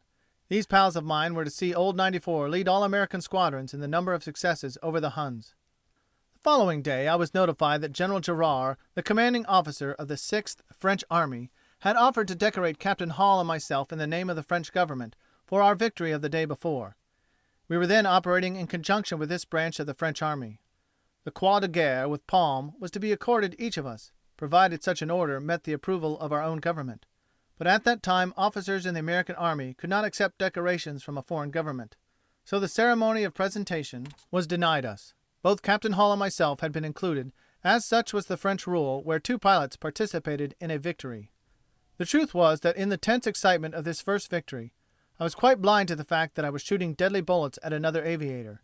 And if I had been by myself, there was no doubt in my own mind but that I should have made a blunder again in some particular which would have reversed the situation. Captain Hall's presence, if not his actual bullets, had won the victory and had given me that wonderful feeling of self-confidence which made it possible for me subsequently to return to battle without him and handle similar situations successfully. Chapter 5. Jimmy Meissner strips his wings. From the entries in my diary of this April period, one would get rather an unfavorable opinion of that quarter of France in which our squadron was located. Rain and mud, dud weather, no flying today, are a few of the samples. None of the pilots or enlisted men of our American flying squadrons will be easily enraptured in the days to come with descriptions of the romance of this part of La Belle France. The villages are dismal and dirty. Every householder rejoices in the size and stench of his manure heap, which always decorates the entire area in front of his house. Sidewalks there are none. The streets slop with mud of the clinging variety, and even in the larger cities themselves the American finds but little to interest him. An overwhelming love for his own country is the most enduring souvenir the American soldier in France gained from his visits to these towns of the Vosges and the Meuse. To add to our irritation, we felt that every day we lost by bad weather was injuring American aviation in the eyes of our allies. The British and the French had had 3 years and more of air fighting, and the veterans of these squadrons looked upon the American pilots with something of amusement and something of polite contempt. They had believed in the story of our 20,000 aeroplanes, which had been promised by April. Here was April at hand, and we were flying ill-equipped machines that we fortunately had been able to wangle out of the French and English. Our pilots were not trained under the veteran leadership that England could provide, and our methods were crude and new. Our spirit and determination were perhaps never doubted by our allies, but we all of us felt that we must show these more experienced squadrons that we could equal them in any department of aviation, even with our inferior machines, if we only might have the opportunity for flying. And still the rain continued. The day after my first enemy machine was brought down, we were unable, on account of the fog, to carry out our air patrols. That afternoon a group of American newspaper men came out to the aerodrome to talk to me about my sensations in shooting down another man's machine. They took photographs of me and jotted down notes, and finally requested me to make a short flight over the field and perform a few stunts. The weather was not too rough for such an exhibition, so I gladly complied, and for half an hour I rolled and looped and dived about the clouds 1,000 feet or so above the aerodrome. But the visibility was so bad that I could not see the ground a mile away from the field. On May 1st, Major Lufbery and I made a little attempt to get a Hun, but it ended in a somewhat ludicrous fiasco. Luff was attached to 94 at that time, not as a commanding officer, but as a pilot for instruction. He was America's ace of aces and our most distinguished pilot. His long and successful experience in air fighting was naturally of the greatest benefit to all of us younger pilots, and every one of us considered it an honor to be sent out on an expedition with him. We were sitting about the hangars talking and smoking about 5 o'clock that afternoon when the telephone rang and Major Lufbery was informed that a German airplane had been sighted over Mont Sec, just above St. Mihiel. Lufbery hung up the phone, grinned his confident smile, and began pulling on his flying suit. I suspected something was up, and walking quickly over to where Lufbery was dressing, I asked him if I might go with him. "Where do you want to go?" asked Lufbery. "Wherever you go," I replied. My answer evidently pleased the Major, for he grunted his customary chuckle and said, "Come ahead." I was delighted at the opportunity of accompanying Lufbery anywhere, and was inside my flying clothes as soon as he was. As we walked out to our Nieuport, he told me how we might get a Boche. All I had to do was follow him and keep my eyes open. We flew over Mont Sec for half an hour without getting a sign of a Hun. Thick as the day was, we would have been able to see the French anti-aircraft shells bursting if any enemy airplanes had been in that sector. So, after cruising about once more over the German lines, Lufbery started for home in the direction of Pont-à-Mousson. We passed directly over the town at an altitude of 6,000 feet. Suddenly Lufbery started diving directly down. I immediately nosed over and followed in hot pursuit, thinking he had spotted an enemy below and was about to open an attack. But a minute later I saw that the Major was very evidently in trouble. His propeller had stopped turning, and he was anxiously looking about and circling away for a favorable landing place. Following him, at a little distance behind, I saw him settle down into a very respectable field just south of Pont-à-Mousson. His machine dropped gently down to the mud, rolled along a few feet, then to my astonishment it stuck its nose into the mud, stood with tail pointing heavenward, hesitated there for a second or two, and, as I passed about 100 feet overhead, his Nieuport turned gently upside down and lay there on its back.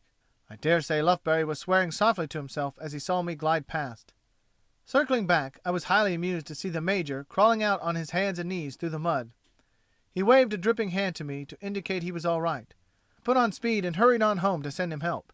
His machine had somersaulted less than 3 miles from the enemy's lines.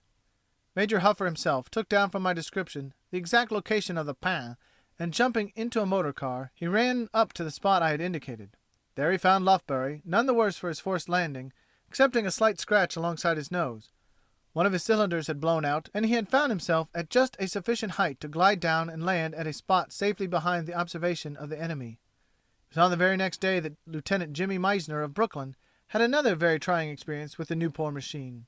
About noon he and Lieutenant Davis were sent out to protect a French observation machine which had been ordered to take photographs of the enemy's positions back of Pont-à-Mousson. The photographing machine went down to 7,000 or 8,000 feet and was proceeding calmly on its work, leaving the matter of its defense to the 2 American pilots sitting upstairs some 4,000 or 5,000 feet overhead. Suddenly Jimmy Meissner discovered 2 Albatross fighting machines almost directly upon him, coming from out of the sun. They were already on the attack and were firing as they dived swiftly upon the 2 Nieuport. Jimmy made a quick maneuver and zoomed up above the nearest Albatross. Instantly he utilized his advantage, now that he had the upper floor, and in a trice he headed downwards upon the tail of the enemy, firing long bursts from his machine gun as he plunged after the fleeing Hun. but the Albatross pilot was an old hand at this game, and before Meissner could overtake him, he had thrown his machine into a tailspin which not only presented a target difficult to hit, but almost persuaded Jimmy that the machine was falling out of control. Jimmy had heard many stories of this sort of playing possum, however. He determined to keep after the spinning Albatross and see the end of the combat. Accordingly, he opened his throttle and dived headlong down. 1,000, 2,000, 3,000 feet he plunged, regardless of everything but the occasional target that whirled periodically before his sights. At last he got in a burst that produced immediate results. The Albatross sent out a quick puff of smoke that was immediately followed by a mass of flames. One of Meissner's tracer bullets had set fire to the fuel tank of the enemy's machine. The plucky victor pulled up his Nieuport and took a self-satisfied look about him. There, scarcely 1,000 feet below him, were the enemy's lines. From various directions machine guns and short Archies were directing their fire upon him. He grinned at them contemptuously and looked away for the expected view of Lieutenant Davis's Nieuport and the other Albatross. Neither was to be seen. Perhaps they were on his other wing. One glance around to the left and Jimmy's heart was in his throat. He saw that the entire length of his left upper wing was stripped of fabric, and as he turned a horrified gaze to the other wing, he saw that its fabric too was even at that moment beginning to tear away from its leading edge and was flapping in the wind. So furious had been his downward plunge that the force of the wind's pressure had torn away the fragile covering on both his upper wings. Without this supporting surface his airplane would drop like a stone. Although it couldn't make much difference whether it dropped into German lines or within his own so far as his life was concerned, Meissner admitted later he always wanted a military funeral. So he eased off his speed and tenderly turned about his wobbling machine and headed back towards France. Giving the slightest possible engine power and nursing his crippled little bus with great delicacy, Meissner succeeded in gaining no man's land, then passed over the American trenches. He did not dare to alter either his direction or speed. Less than half a mile further his machine glided into the earth and crashed beyond repair. Meissner crawled forth from the wreckage and felt himself all over carefully to try to make himself understand that he was in reality in the land of the living, and free. Such was the climax of James A. Meissner's first victory and the squadron's fourth. Meissner lived to repeat his success many times and to add much luster to the reputation of his squadron, but a narrower escape from death has rarely favored any pilot at the front. Again did the news of the squadron's victory precede the arrival of the victor. When Meissner arrived at the Aerodrome by automobile an hour or two later, the American photographers and newspaper men had already arrived and he was begged to stand for his photograph. Like an embarrassed schoolboy, Jimmy pushed them away, exclaiming, "Nobody saw the machine fall in flames but myself. It may not be confirmed." Great was his surprise when he learned that a French observation post had witnessed the whole combat and had already telephoned us, not only the result of the fight, but the position where Meissner had been forced to land. We all took a hand then and forced the embarrassed pilot to stand and face the camera. It was a custom with which most of 94's pilots had to become acquainted within the next 6 months. But our happiness and satisfaction were short-lived. Later in the afternoon Captain Peterson returned from his patrol over enemy lines and brought back with him but 2 of the 3 companions who had gone out with him. We all walked out to get the news. Peterson had shot down another enemy airplane in flames, totaling 5 for the squadron with this double in one day. But during his combat, in which 5 Falls monoplanes had been attacked by our 4 pilots, Captain Peterson saw one of his Nieuport pass swiftly by him, ablaze from stem to stern. He collected his patrol quickly about him and rapidly scanned their markings. Charlie Chapman's was missing. All were present but Chapman's well-known machine. Then Peterson remembered seeing Chapman leave the fight to attack a 2-seater German machine below him. Other pilots later filled in the details that were lacking. Chapman had no sooner dived to the attack than one of the hostile fighting machines was upon his trail. Chapman turned to meet his pursuer and in doing so brought himself full into the range of fire of the 2-seater. Set on fire by the first burst, the mounting flames soon were quickly swept over the whole structure of Chapman's machine by the rush of the wind. It was our first loss in combat, and sadly did we feel that loss. Charlie Chapman was one of the best loved of our little band, and the sudden pang came to each one of us that we would never see his jolly good-natured smile again. The horror of his fate was not lost upon us, one may be sure. No form of death is so dreaded by the pilot as falling to the earth in flames. Later on, our most noted member leaped overboard to his death to avoid the slower torture of being burnt alive. One of the queerest boys who had been wished into our squadron by an all-wise air staff was one we will call T.S. He was a source of constant amusement to the rest of us. Amusement sometimes tinctured by a spasmodic desire to turn him over to the enemy where he might amuse the prison camps with his drolleries. We will call him T.S., because that is not his name. T.S. came to us early in the training season, and was immediately marked as a pilot afraid of his medicine. He was frankly a coward, and he didn't care to conceal the fact. His very frankness on this subject was very amusing to the rest of us, who were every bit as much afraid of bullets and war as he was, but who had a certain shame about admitting the fact. But T.S. could see no use in playing the hypocrite about so deadly a business as getting shot down from on high. Naturally, it required some little attention to keep T.S. up to the scratch when it came to patrol work over the lines. The boy was a fair pilot, and was a strapping big fellow who always was in the best of health and spirits, but he did object to guns and ammunition. The first occasion of his fluking a military job was one day when he was left on the alert at the Aerodrome. All the patrols were out, and he had the secondary responsibility of responding to a hurry call. The telephone sergeant came running out to the hangar and confronted our shameless reserve. "Who is on duty here this afternoon, sir?" inquired the man. "I believe I am," returned Lieutenant T.S., languidly eyeing the inquisitive sergeant. "Anything I can do for you?" "Two enemy airplanes have been alerted over our lines, sir, in the vicinity of St. Mihiel. They are two-seater machines sent over by the Germans to observe our positions." The sergeant saluted and made room for the rush of events that usually followed the receipt of such intelligence. But T.S. never moved an eyelash. He looked the sergeant up and down, finally speaking deliberately and with finality. "Well," he said, "let them observe. If you think I am going over there to get shot down myself, you are mistaken." When questioned later by the commanding officer, the lieutenant unblushingly repeated his statement. "I am simply scared to death at the thought of getting into all those Archies and things over the lines," he admitted, "and I am not going to do it if I can get out of it. There are plenty of fellows here who do not mind them, and they are the ones you ought to send."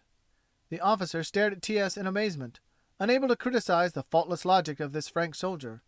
After thinking it over, it was decided to send T.S. out in his patrols with veteran leaders until he had somewhat accustomed himself to the terrors of Archy. By this means a valuable pilot might be saved for the government. Accordingly, one afternoon Lieutenant T.S. was ordered to accompany Captain Hall and myself in response to an alert that had just come in. Two enemy observation planes had been reported crossing our lines north of Nancy at an altitude of only 8,000 feet. Captain Hall directed T.S. to stick in formation close behind his left wing, while I was to occupy the same position on his right. The captain was the flight leader, and we were to obey his signals and directions. We got away from the field without delay and streaked it across the sky in a perfect V formation. Straight towards the lines we flew, climbing as we advanced. As we neared the lines, we searched the neighboring skies, but could discover no airplanes in sight, enemy or otherwise. So over the lines we went. We had reached a spot almost 2 miles behind the front, when all of a sudden a dozen magnificent Archies burst simultaneously under, above, and all around us. The Germans had planned the whole show, to catch us in just this kind of trap. They had counted upon our coming over at the same altitude at which the two decoy planes had traveled, and had prepared their anti-aircraft guns and time fuses thoroughly to drench this certain spot with flying shrapnel. Fortunately, no direct hits were made, but I noticed one shell explode under the tail of T.S.'s machine, lifting his bus suddenly and violently into the air, where it hung suspended for a moment with the tail pointing heavenward. The next moment he had recovered control of his Nieuport, and making a short half-turn he headed for home and opened up his throttle to its full. Straight for Nancy he flew, looking neither to the right nor the left. Captain Hall and I followed after him, the captain making desperate efforts to overtake him, all the while dipping his wings and trying to summon the frightened airmen back to the formation. But it was no use. In 2 minutes T.S. was out of sight, with an unusually vigorous engine turning up at least 1,700 revolutions of his propeller per minute. We abandoned our pursuit and continued on our patrol. An hour later we landed at our aerodrome and inquired for T.S. Nothing had been seen or heard of him. Somewhat alarmed at this strange climax to the afternoon's performance, we telephoned all over the country for news of him, but only to learn that he had not landed at any of our aerodromes near the front. Dinner passed, and still no news of T.S. We had decided to become confused in his location, and had landed by mistake in an aerodrome of the Germans. The lines from Nancy to Switzerland ran in such an irregular fashion that such a mistake would be quite possible. Not until late the following afternoon was our anxiety relieved. Then came a telephone call from Lieutenant T.S. himself. He had landed quite safely at a French aerodrome just south of Nancy, and but a dozen miles from our own airfield. He informed us that he would fly back to us at the earliest possible moment. Pressed as to why he had kept us in such long suspense about him, he replied with great indignation that he considered he was doing pretty well to have sufficiently recovered from shell shock within 24 hours to get to the telephone. The very rarity of such an example in American aviation makes this story worth the telling. Heroic conduct in war has become so usual and ordinary a thing that such a career as that of T.S. seems incredible and even amusing. The very contrast indicates how thoroughly American boys have smothered their natural desire for living through the war and have hurled themselves with supreme self-sacrifice into the thick of dangers over the battle lines. Chapter 6. Jimmy Hall's Last Fight. On Monday, May 6, 1918, the monotony of another "dud day" was happily broken by the arrival at our aerodrome of our old comrades of the 95th Squadron, who had been with us at APA. They had just completed their gunnery training at Cazaux and were now ready for the Great War. From that day to the end of the conflict, Squadrons 94 and 95 continued to occupy the same aerodrome. No other two American squadrons in France ever equaled their victories and number of hours flying over the lines. Squadron 95 contained much the same quality of material as was found in my own squadron. John Mitchell of Boston, now the captain of the squadron, was an old boy from Fay's School, St. Mark's and Harvard. Quentin Roosevelt was one of the newly assigned pilots in 95. Both the enlisted men and his fellow pilots found that Quent relied upon his own attainments rather than upon the reputation of his celebrated father. It is safe to say that Quent Roosevelt was easily the most popular man in his squadron. To indicate Quentin's love for square dealing and fairness, I may divulge a little secret that were Quentin still living might not be told. His commanding officer, moved perhaps by the fact that Quentin was the son of Theodore Roosevelt, made him a flight commander before he had ever made a flight over the lines. Quentin appreciated the fact that his inexperienced leadership might jeopardize the lives of the men following him. He accordingly declined the honor, but his superiors directed him to obey orders and to take the office that had been assigned to him. A trio of pilots, all of whom had had more experience in war flying than had Quentin so far received, were placed under his command, and an order was posted directing Lieutenant Roosevelt's flight to go on its first patrol the following morning. Quentin called his pilots to one side. "Look here, you fellows, which one of you has had the most flying over the lines? You, Curtis?" Curtis shook his head and replied, "Buckley, or Buford. Both of them have seen more of this game than I have." Quentin looked them all over and made up his mind before he spoke. "Well, any one of you knows more about it than I do. Tomorrow morning you, Buckley, are to be flight commander in my place. As soon as we leave the ground, you take the lead. I will drop into your place. We will try out each man in turn. They may be able to make me flight commander in name, but the best pilot in my group is going to lead it in fact." Until the day he died a gallant soldier's death, Quentin Roosevelt continued to fly under the leadership of one of his pilots. He himself had never led a flight. Sumner Sewell, of Harvard, Bill Taylor, later killed in combat, old Heine Hendricks, later shot down with 10 wounds and made a prisoner in Germany, and a dozen other choice spirits combined to make of Squadron 95 an aggregation second to none other in the world, excepting that of my own, the 94th. About 8 o'clock in the morning of May 7th, 1918, the French alerted us by telephone. 4 enemy airplanes were flying over Pont-à-Mousson and were headed for the south. The first flight, my own, was on duty at the time, very luckily for us, as Jimmy Hall, Eddie Green, and I thought. We jumped for our machines and anxiously watched the mechanics swinging the propellers. "Switch off!" yelled the mechanic. "Coupé!" I replied as I cut the switch with one finger while wriggling the rest of them into my fur gloves. 3 or 4 downward strokes of the stick, and the mechanic paused a second to look over the fuselage into my face. "Contact!" he yelled determinedly. "Contact it is!" I called back, snapping on the switch. The well-groomed motor caught with a roar at the first heave, and at almost the same time I saw that Hall and Green were in equal readiness for the business of the day. A moment later, and the 3 machines lifted their spinning wheels from the ground, and heading straight towards the little city of Pont-à-Mousson on the Moselle, we began climbing as we flew. When I looked down, and found the roofs of Pont-à-Mousson below me, my altimeter indicated an elevation of 12,000 feet.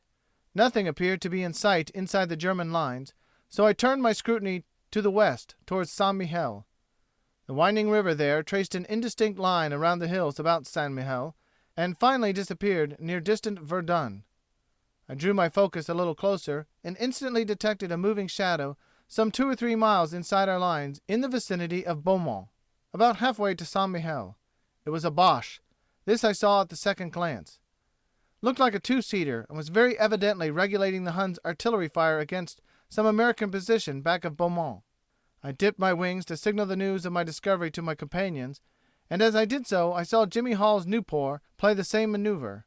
The three of us began our direct peek together. As we neared the vicinity of our unsuspicious prey, I noticed a German Archy shell break not near me but in close proximity to their own machine. The Hun shells emit a black smoke upon bursting, which distinguishes them from the Allies' shells, which show a white smoke. Instantly the two-seater Albatross turned and dived for Germany. A moment later 3 or more German shells burst ahead of the retreating two-seater, and these 3 bursts were at about our present altitude. It seemed to be a previously arranged method of conversation which the gunners below were carrying on with the aeroplane high above them. They were telling the Albatross that our 3 fast fighting machines were approaching from the east, and they indicated by the smoke burst the precise altitude at which we were flying. Many times since have I noticed this marvelous signaling arrangement between the anti-aircraft gunners and the German aeroplanes. Upon one occasion I saw shell burst informing the Boche pilots of my presence above a cloud when I was hiding, and planning a surprise party for the oncoming Huns. This admirable liaison between German artillery and their aviators might be imitated with great advantage by our own army. For not only does the threatened machine get this valuable warning, but aeroplane reinforcements far distant can see these smoke bursts and fly to the rescue with full information as to the number, altitude, and perhaps the type of hostile machines ahead of them. Almost invariably an overpowering enemy formation appeared shortly after these signals were sent up. Still another signal was adopted by the Hun batteries to indicate the formation of our machines to their pilots. Through their powerful telescopes they ascertained the relative position of each machine in our formation. If one of our machines climbed high above the rest of the formation in order to perch well upstairs and guard against a surprise from the ceiling, this maneuver was communicated to the Boche pilots by sending up one shell which burst well above the others. Immediately the Boche pilots were on their guard against an antagonist who was hiding in the glare of the sun and could not be seen by them. The single high burst notified them that he was there. As Captain Hall, Lieutenant Green, and myself drew nearer to the slower two-seater machine, another smoke burst signal came from the batteries below. I turned my head and looked about me to see if enemy machines were coming in answer to these signals. Back towards Pont-à-Mousson I thought I saw something in the sky. Keeping my gaze fixed in that direction, my suspicions were soon verified. 4 Falls scouts were in hot pursuit after us, and were diagonaling our course so as to cut off our retreat. Sheering in ahead of Captain Hall, I wig-wagged my wings and headed away to the right. This is the signal given to the leader of a flight to draw his attention to a danger that he has overlooked. The next moment Captain Hall had again taken the lead, and all 3 of our machines had turned and were headed eastward. The oncoming enemy formation was flying much below us, which gave us a decided advantage. We could dive down to the attack when we chose, and could keep out of their reach so long as we kept above them. Our machines were at that time some 3 or 4 miles inside the German lines. For some unexplained reason, Captain Hall began turning more and more into Germany. I wondered what could be the trouble. Either he saw something in that direction, or else he still was ignorant of the near presence of the 4 Falls machines. I debated the matter for an instant, then darted in ahead of Jimmy and gave him another signal. Fully convinced now that he must see the Boche formation, which was hardly more than a mile from us, I came out of my virage and headed down for the attack. With a man like Captain Hall behind me, I did not fear for the outcome. His machine followed close behind mine. From our superior height we soon accumulated a speed which brought us into a very favorable position. I selected the rear Falls scout, and got my sights dead upon him and prepared to shoot. My aim never wavered as the distance between us narrowed. At 200 yards I pressed my trigger and watched my tracer bullets speeding ahead into the Falls' wings. My gun continued to fire steadily until I had approached to within 50 yards of the Falls. Then the enemy machine turned over and fell into a vrille. I did not dare to follow him farther.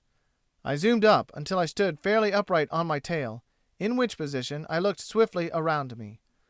My first thought was that during the intentness of my pursuit against my victim, one of his companions might be getting a similar position over my tail. To my great relief, no enemy was behind me, but off to the right, not 100 yards away, I saw a Nieuport diving steeply down, and on his tail was a diving falls, pouring streams of living fire into the fuselage and cockpit of the American machine. Even as I watched this frightful death chase, the tables were suddenly turned.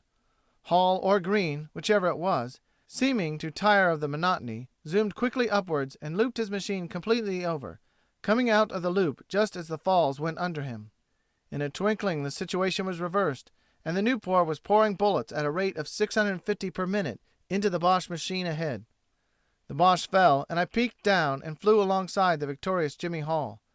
My surprise can be imagined when I discovered not Hall, but Green looking across me from his seat. And no other machine was in the sky. What could have happened to Jimmy Hall? We flew homewards together, Green and I, encountering a furious storm of Archy as we crossed the trenches. Arrived at the landing ground, I immediately ran over to Green to inquire for news of Jimmy. My heart was heavy as lead within me, for I was certain as to what the answer would be. "Went down in a tailspin with his upper wing gone," Green informed me, without my speaking. "I saw him dive onto a Boche just as I began my attack. The next I saw of him, he was going in a vrille and the Boche was still firing at him as he was falling. He must have struck just back of those woods behind Mont Sec." I cannot describe the joy that came to the squadron about a month later when we received a letter from Jimmy Hall himself. He wrote from a hospital in Germany, where he was laid up with a broken ankle.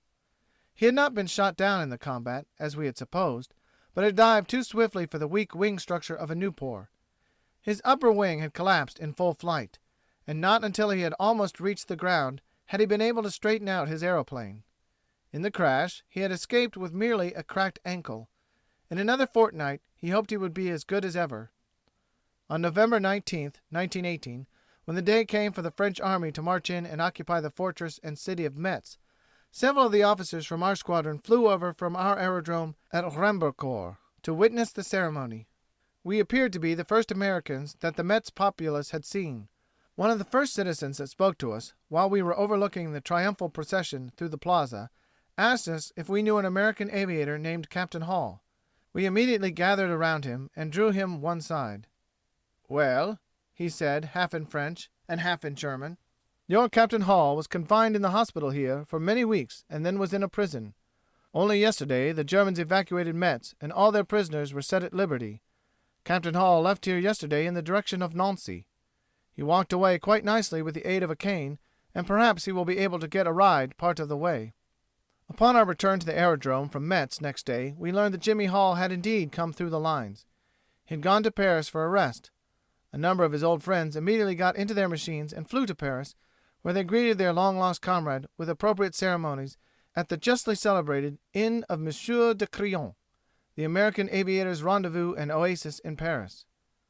And from Jimmy Hall himself we learned the true facts of his accident that day over Mont Sec. He had overtaxed his Nieuport by too fast a dive. A wing gave way and threatened to drop him into the woods below.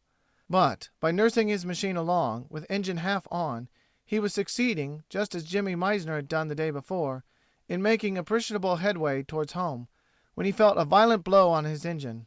His motor stopped dead.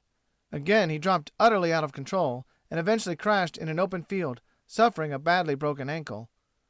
One of the pilots with whom we had just been fighting landed nearby and came over and made him a prisoner. A brief inspection of his motor showed that the violent blow he had felt in midair was the result of a direct hit by a dud shell. By some miracle it had failed to explode. The Falls pilot took Captain Hall to his own squadron quarters, where he dined that night with the German aviators. They admitted to him that they had lost 2 machines in the fight with our formation that day. 2 machines! Green shot one down, but who got the other? I had seen my man fall in a vrille, but having no time to follow him down, I had concluded that he was shamming, and was in reality quite unhurt. I had not even thought that I had won a victory in that combat. Imagine my surprise when Captain Hall later described how he himself had seen my antagonist burst into flames and crash, burnt to a crisp. And the surviving pilots of his squadron admitted to Captain Hall that they had lost 2 machines in that day's fight. Thus do victories sometimes come to the air fighter without his realizing it. This enemy machine was never claimed and never credited to me. Captain Hall's disappearance that day was known to the whole civilized world within 24 hours. Widely known to the public as a most gifted author, he was beloved by all American aviators in France as their most daring air fighter. Every pilot, who had had the privilege of his acquaintance, burned with a desire to avenge him.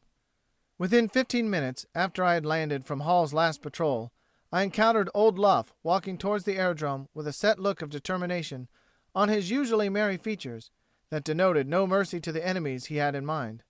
He was, I knew, one of Jimmy's very intimate friends. For many months they had flown together in the famous old Lafayette Escadrille. His mechanics, seeing his approach, anticipated his wishes and began pushing out his plane and collecting his flying equipment for him. Without uttering a word, Lufbery pulled on his flying suit, climbed into his machine, and set out towards Germany. He flew for an hour and a half, without encountering an enemy plane. Then, with but half an hour's petrol remaining, he flew deeper into Germany to attack single-handed 3 fighting machines which he had detected north of St. Mihiel. One of these he shot down and the others took to their heels. The following day his gallant victory was confirmed by an advanced post which had witnessed the combat. Pathetic and depressing as was the disappearance of James Norman Hall to all of us, I am convinced that the memory of him actually did much to account for the coming extraordinary successes of his squadron. Every pilot in his organization that day swore to revenge the greatest individual loss that the American Air Service had yet suffered.